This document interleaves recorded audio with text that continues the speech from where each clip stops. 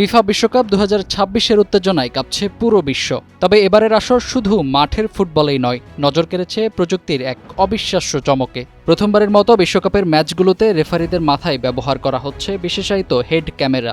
Match চলাকালীন মাঠের ভেতরের প্রতিটি মুহূর্ত, ফাউল, পেনাল্টি কিংবা খেলোয়াড়দের তর্ক বিতর্ক সবকিছুই এখন দেখা যাচ্ছে রেফারির নিজস্ব দৃষ্টিকোণ থেকে।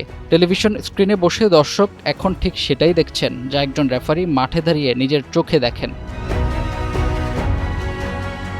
ফুটবলের দীর্ঘ ইতিহাসে রেফারির যে কোনো সিদ্ধান্ত নিয়ে আলোচনা ও বিতর্ক তৈরি হওয়া নতুন কিছু নয়। তবে বিশ্ব ফুটবলের নিয়ন্ত্রক সংস্থা ফিফার এই যুগান্তকারী নতুন প্রযুক্তি সেই বিতর্ককে অনেকটাই কমিয়ে আনবে বলে মনে করছেন ফুটবল বোদ্ধারা। এই হেড ক্যামেরার ফুটেজ সরাসরি যুক্ত থাকছে ভিডিও অ্যাসিস্ট্যান্ট রেফারি বা VAR রুমের সাথে। ফলে অফসাইড, হ্যান্ডবল বা ফাউলের মতো জটিল সিদ্ধান্তগুলো আরও নিখুঁত এবং স্বচ্ছতার সাথে দ্রুত নেওয়া সম্ভব হচ্ছে। বিশ্লেষকরা বলছেন, এই ক্যামেরা একদিকে যেমন রেফারিদের উপর চাপ কমাবে, অন্যদিকে মাঠের ভেতরে রেফারিদের প্রতি খেলোয়াড়দের আচরণকে আরও সংযত করতে বাধ্য করবে।